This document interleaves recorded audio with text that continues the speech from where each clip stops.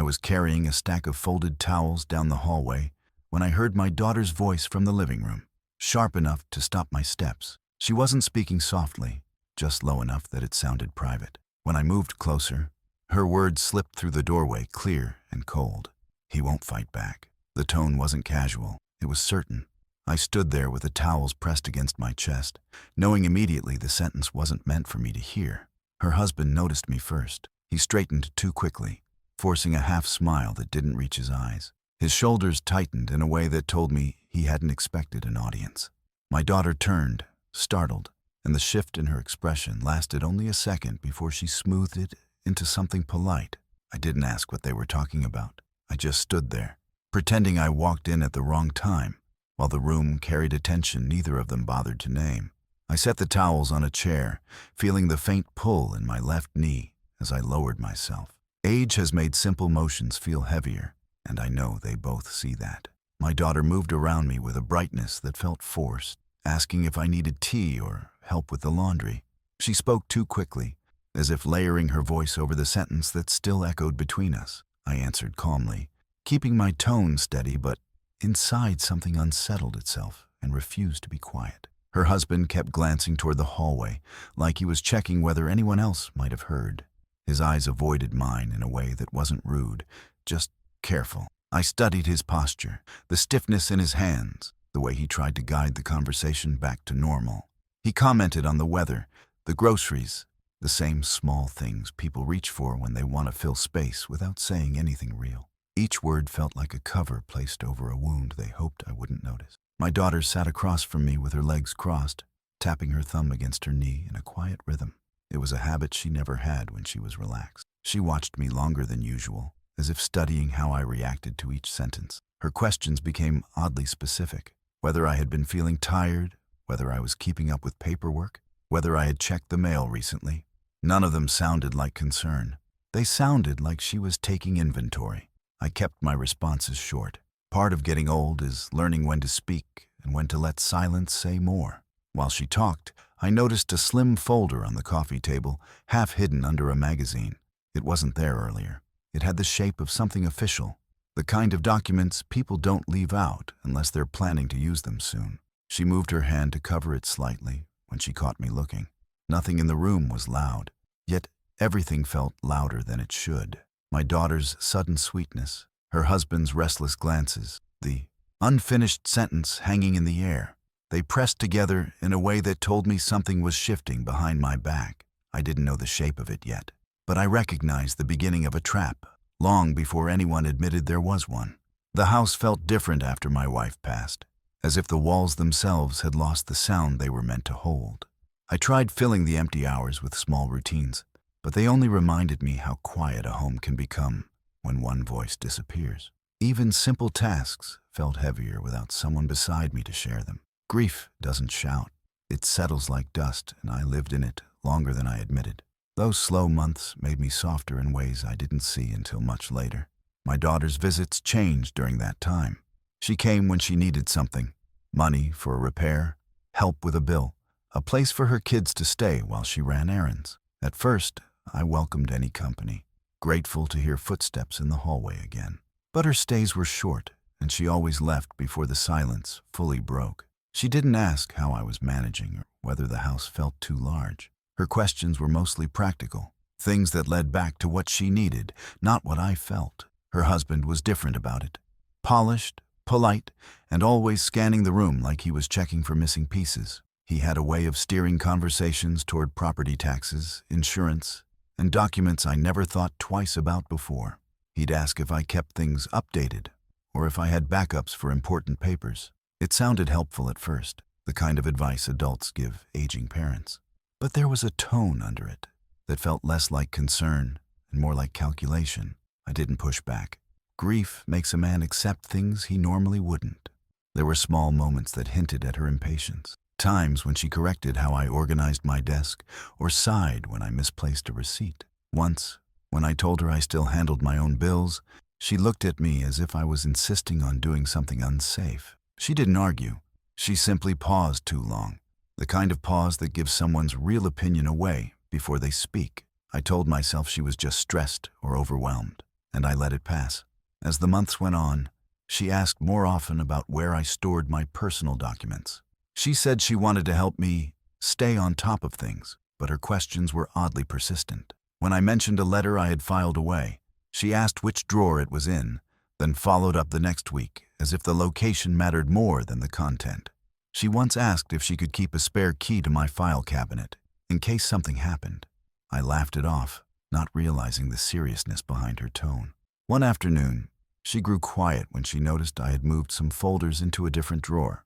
She asked why I changed my system, her voice too sharp for such a small detail. I told her I just preferred them closer to my desk. She didn't argue, but she watched me longer than necessary, like she was measuring how much I understood. The doubts began as a small ripple, barely enough to disturb my day. But each question about my paperwork, each moment of impatience, each push toward financial topics planted something I couldn't ignore. She wasn't treating me like a father she worried about. She was treating me like a set of documents she needed access to. And once that idea took shape, it didn't leave. My daughter showed up early one morning with a stack of papers tucked under her arm, her smile too bright for the hour. She said they were routine updates. Nothing complicated, nothing that required reading line by line. She placed them in front of me with a pen already uncapped, urging me to sign before breakfast so she could get them filed today. The push behind her voice wasn't loud, but it was firm enough to feel wrong. I told her I wanted to read them first, and a flicker of irritation crossed her face before she covered it. Her husband joined us a few minutes later, repeating a different reason for the urgency. He said the documents were about insurance, not property, contradicting her explanation without realizing it. Their eyes met for a quick moment, and the silence that followed felt like a mistake they hadn't prepared for. He corrected himself halfway through, switching to end-of-year paperwork, a phrase vague enough to mean nothing. I listened quietly, noting how both versions failed to match the friendly tone they tried to maintain. Later that afternoon, when the house settled into its usual patterns, I checked the drawer where I kept my personal files. I always locked it out of habit, a small habit from years of working in an office. The lock turned smoothly, but something in the arrangement looked wrong the moment I opened it. A folder that always sat at the back had been moved forward, its edges slightly bent, as if someone had pulled it out and shoved it back too quickly. I stood there for a moment, letting the new weight in my chest settle into place. I pulled the folder out carefully and flipped through the pages until I found something that didn't belong. A photocopy of my signature sat between two old tax documents, printed on a page I had no memory of signing. The strokes of the pen looked familiar, but the angle was off, too sharp in places, too flat in others. It was the kind of imitation someone could make after watching me sign enough checks. The realization came quietly, not with fear, but with a cold, steady understanding that something had shifted behind my back. When my daughter returned the next day, she acted softer than usual, asking if I needed groceries or help with small chores. She hovered in the kitchen longer than she ever did, wiping counters that didn't need wiping and watching me with a careful smile. The sudden attention didn't match her usual patterns. It felt like a response, not an instinct. She spoke gently, as if testing whether I had noticed something or whether I might mention the papers again. Every gesture seemed calculated to ease tension I hadn't shown outwardly. I answered her questions with the same calm I always used, giving her nothing to react to. But her efforts only deepened the discomfort already spreading through me. People don't change their tone overnight unless they're trying to fix something they think went wrong. And her husband's earlier contradiction pressed quietly at the back of my mind, reminding me that both of them were now moving with unusual care. Their plan hadn't broken open yet, but the first cracks were visible, and once I saw them, I couldn't look away. I waited a full day before acting, letting the house return to its usual rhythm so no one would suspect anything. The next morning, I sat at my desk with the papers my daughter had pushed toward me, spreading them out with slow, deliberate movements. The language on them seemed official enough, but the formatting felt slightly off. Margins just a little too wide, stamps a little too faint, lines spaced in a way that didn't match the documents I had signed in the past. I copied down the reference numbers and slipped the note into my pocket before heading out. At the courthouse, I approached the clerk's window with the kind of caution older men use when they aren't sure who to trust. I asked her, in a steady voice, to check whether these documents had been filed or were part of any pending request. She took the paper gently, reading it with a narrowed focus that told me she had seen her share of irregularities. She typed the numbers into her system, her eyes shifting from the screen to the page and back again. When she finished, she looked up with a quiet confusion. "There's nothing under your name," she said, keeping her tone neutral. She checked again out of courtesy, scanning the database for variations of my information. The result didn't change. She handed the paper back without any commentary, respecting the silence I needed to process what I was hearing.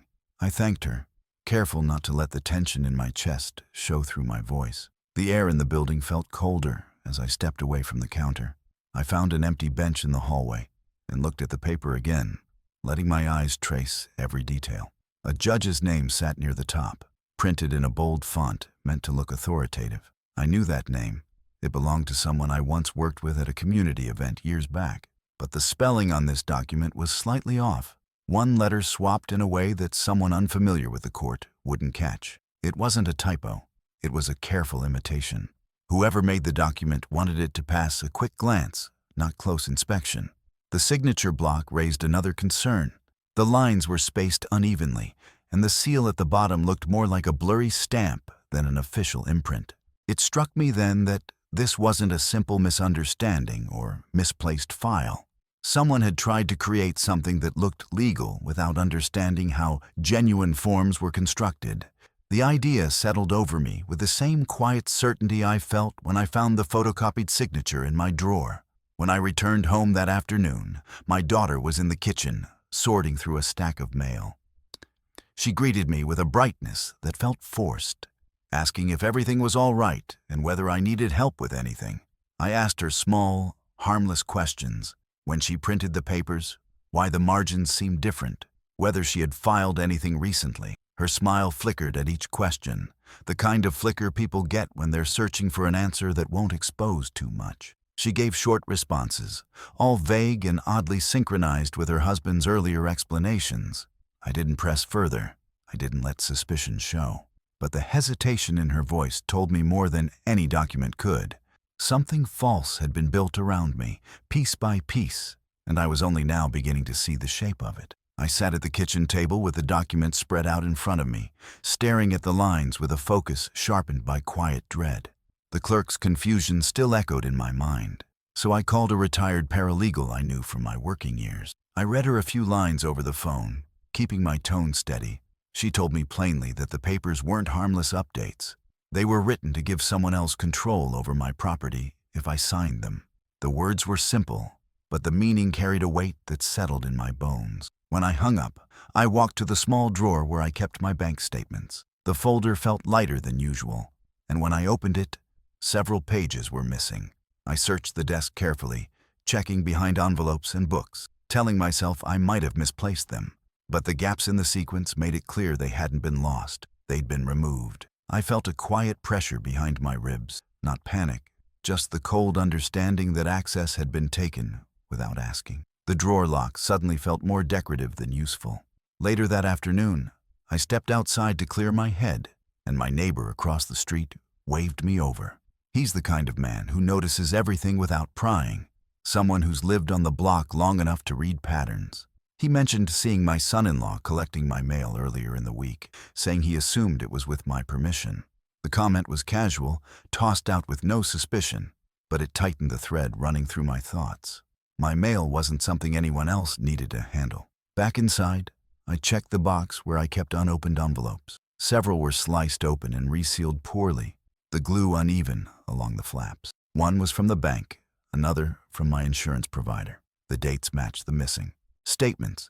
I opened the insurance letter and saw notes scribbled in a handwriting that didn't belong to me, marking sections about beneficiaries and access rights. My fingers paused over the page, allowing the truth to settle without collapsing under it. Someone had crossed into territory that wasn't theirs to touch. I returned to the papers my daughter brought earlier, reading them with new eyes. The formatting flaws stood out even more now, and the signature line seemed designed to mimic something official. I called the courthouse's automated line to check on recent filings under my name. The recorded voice listed nothing current, but a passing phrase caught my attention. It mentioned rejected filings for incomplete power of attorney forms. The system didn't give details, but hearing those words felt like a door opening to a darker room.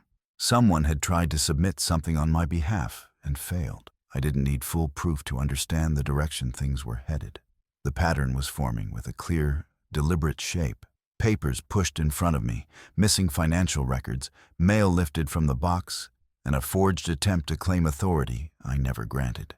The pieces didn't shout, but they lined up with a quiet precision that left little room for innocent explanation. As I stood there in the dim light of the living room, the realization pressed down with a slow, heavy force. I wasn't just being nudged into handing over control. I was being cornered, step by step, by people who expected I wouldn't notice until it was too late. I met the lawyer in a modest office above a pharmacy, the kind of place where the blinds are always half closed and the air smells faintly of paper.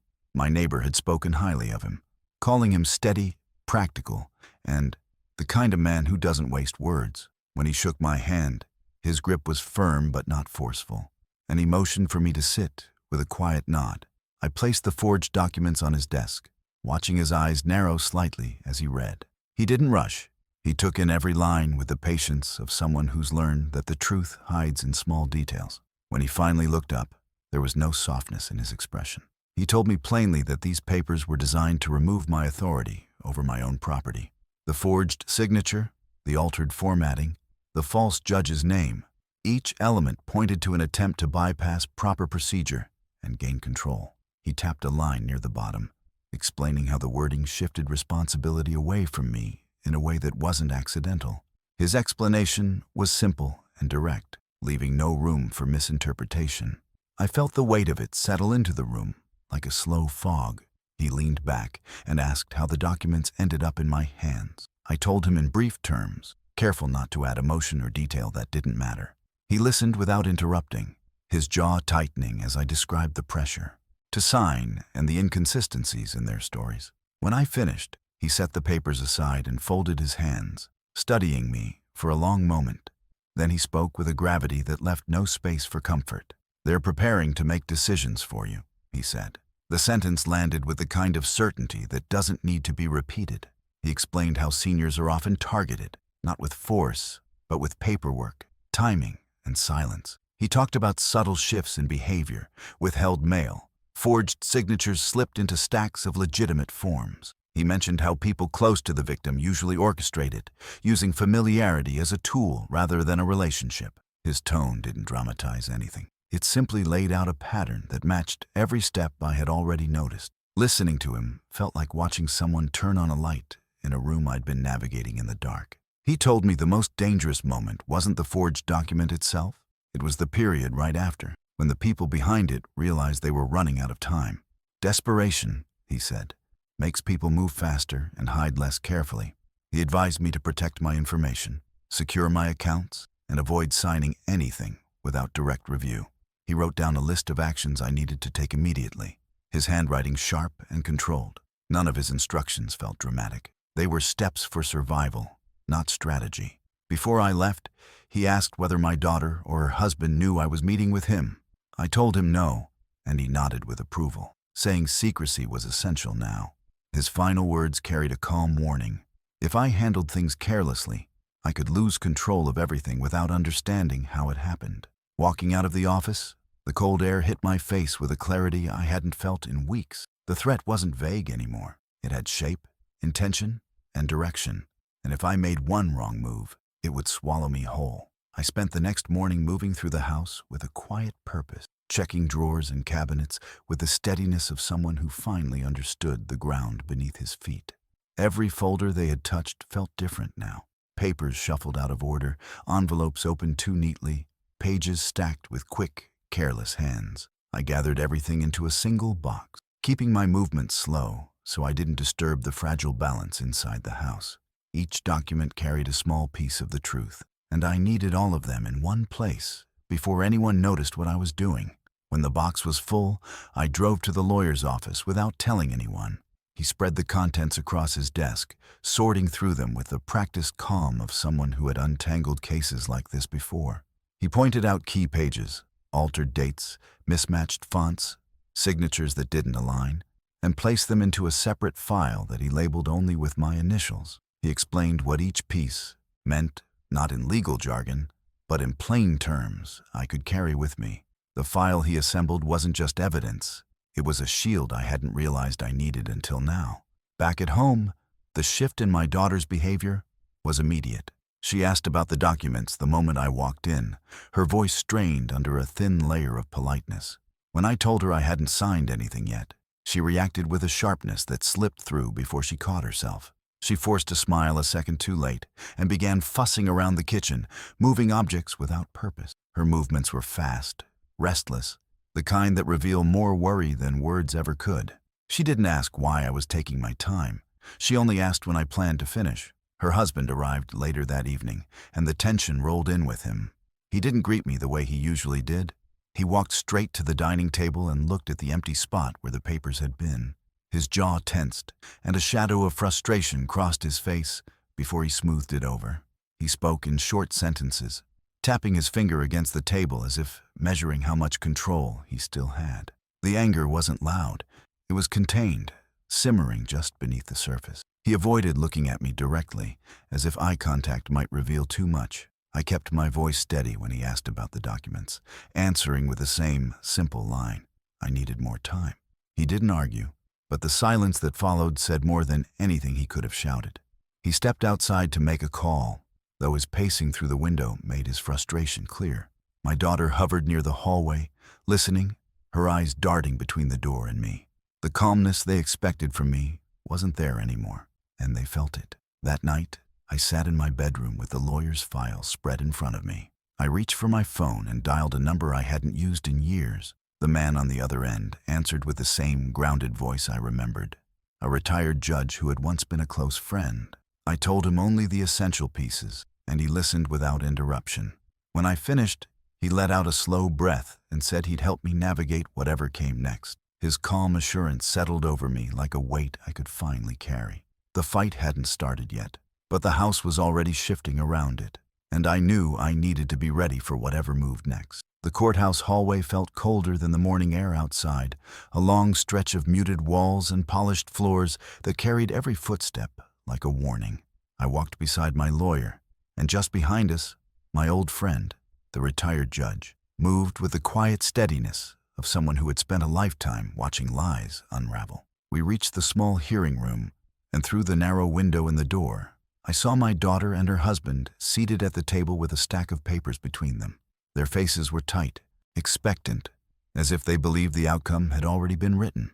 I took a slow breath and stepped inside, letting the silence settle around all of us. My daughter's eyes widened when she saw who walked in with me. For a brief moment, her expression flickered, not with guilt, but with calculation, the kind that comes when a plan meets an obstacle it didn't expect. Her husband shifted in his chair, straightening his jacket as if preparing for a performance. They whispered something between them before the clerk called the session to order. The atmosphere in the room grew heavy, the kind of heaviness that warns everyone present that something important is about to be exposed. The presiding judge reviewed their emergency petition first, reading through the request they had filed to gain control over my decisions and assets. Their paperwork painted me as confused, forgetful, unable to manage my affairs. A story carefully crafted but hollow at the core. When asked for supporting evidence, my daughter's husband pushed forward several documents with a confidence that crumbled the moment the judge examined the first page. The room went quiet as the judge held up the signature line, turning it slightly toward the light to show the uneven strokes. My lawyer stepped forward with the file we had prepared. He laid out the original documents, intact and untouched, alongside the altered versions they had attempted to submit. He pointed out forged signatures, mismatched inks, and dates that didn't align with any legal record. Then he presented the opened mail, resealed envelopes, and the incomplete power of attorney forms that had been rejected by the system. Each piece was introduced with calm precision, placing the truth on the table in a way no argument could dislodge. My old friend watched quietly, his eyes steady, his presence reminding the court that someone understood exactly what had been done. My daughter's composure broke first. Her voice cracked as she claimed she didn't know about the forged documents, insisting she had only followed her husband's guidance. The husband interrupted her, contradicting her statement with a sharpness that exposed their unraveling unity. They blamed each other in rushed, overlapping explanations, neither able to pull the other out of the mess they had crafted. The judge listened without expression, waiting until their words stumbled into silence. When the judge announced their detainment for fraudulent attempts to obtain control over an elder, the room never erupted. It simply tightened. 2 officers stepped forward with quiet professionalism, placing restraints on my son-in-law and asking my daughter to stand. She looked at me once, not in apology, but in disbelief, as if she still couldn't understand how their plan had failed. I held her gaze without anger, without forgiveness, without anything that softened the truth between us. The hearing ended with the same heavy silence that had filled the room from the start. Nothing dramatic happened. Nothing needed to. The truth had been laid out plainly, and that was enough to bring everything crashing down around them. The police moved with quiet efficiency after the hearing, guiding my daughter and her husband through the procedures with the same calm they used for anyone else. There were no raised voices, no dramatic scenes, just a series of measured questions and firm instructions. I watched from a distance as they were escorted down the hallway, their steps uneven under the weight of what they had done. My daughter kept her head lowered, and her husband stared straight ahead, refusing to look back. The sight didn't bring relief, only a steady heaviness that settled across my shoulders. My judge friend stayed beside me, speaking with the officers to ensure the charges were filed correctly. He explained what would happen in the next few days, outlining the steps with the same clarity he used during his years on the bench. Nothing he said was emotional. It was simply procedure, fraud, forgery, attempted exploitation. His voice carried the weight of experience, and I listened without interrupting. When he finished, he placed a hand on my arm, a gesture that held quiet reassurance without offering any comfort I wasn't ready to accept. Later that afternoon, we met with a court-appointed financial investigator in a small conference room. She reviewed the documents my lawyer had compiled, examining each page with careful attention. She pointed out inconsistencies I hadn't noticed, marks that indicated repeated attempts to access my accounts and inquiries made without my knowledge. Her assessment was calm and factual. She told me the pattern suggested a coordinated effort to shift assets before submitting the petition they had brought to court. The words were clinical, but their meaning was sharp. When she finished her review, she slid the file back toward me and confirmed that I still held full control of everything in my name. No changes had gone through. Nothing had been lost. She recommended additional safeguards, which she would help arrange, ensuring no one could attempt the same thing again. I thanked her with a steady voice, keeping my eyes on the folder rather than the expressions around the table. The truth of what nearly happened lingered in the room, quiet but undeniable. Back home, I began calling the institutions tied to my accounts. Each representative verified my information, restored alerts, and added new protections. I changed passwords, updated signatures, and ensured no third-party authorizations existed. The process was slow, but each step returned a small piece of stability I hadn't realized I'd given away. By the time the sun dipped below the windows, I had reclaimed control of every document, every statement, every decision that belonged to me. When the house finally grew still, I sat in the same chair where my daughter once asked me to sign the forged papers. The room hadn't changed, but the space inside it felt different now, wider, quieter, stripped of any illusions I had held about the people who filled it. Losing a child to greed wasn't something I had ever imagined. Yet the evidence sat folded neatly in the box at my feet. There were no tears, no anger, no loud emotions, just a steady ache that came from understanding how close I came to losing my life as I knew it. The cost of betrayal isn't always loud. Sometimes it arrives in silence, carried by people you once trusted to stand beside you. In the days that followed, I moved through the necessary steps with a steady resolve, meeting with my lawyer and the investigator to finalize the protections that should have been in place long ago. Together, we updated every authorization, removed every access point, and filed documents that made my decisions untouchable without my direct consent. The process wasn't emotional. It was methodical, a set of actions that gave structure to the ground I needed to stand on. When it was done, I stored the finalized papers in a locked drawer, knowing exactly where each page belonged. I visited the courthouse again to sign additional safeguards, walking through the quiet halls with a clarity that felt earned.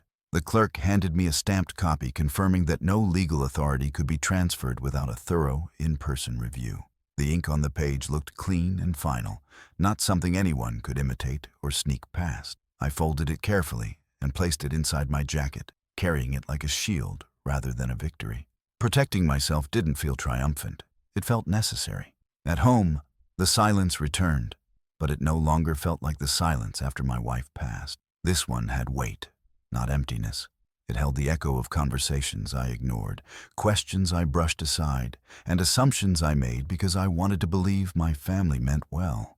I sat with the truth in the same chair where everything started and let it settle without rushing past it. Silence, I realized, had been the soil where betrayal took root, growing quietly until it was strong enough to stand on its own.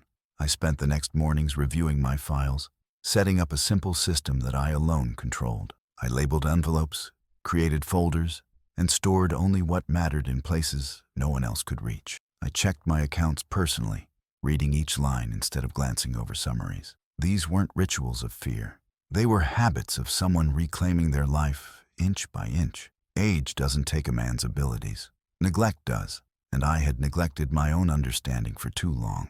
When I stepped outside for my daily walk, the neighborhood felt unchanged, but I noticed things with a sharper eye. The mailman's route, the timing of deliveries, the small details of a world that keeps turning even while our own homes shift in ways we never expect. I nodded to neighbors, answered questions with simple honesty, and kept moving at a pace that felt comfortable. Independence lived in these small steps, not in grand statements or dramatic gestures. In the afternoons, I returned to routines I had abandoned.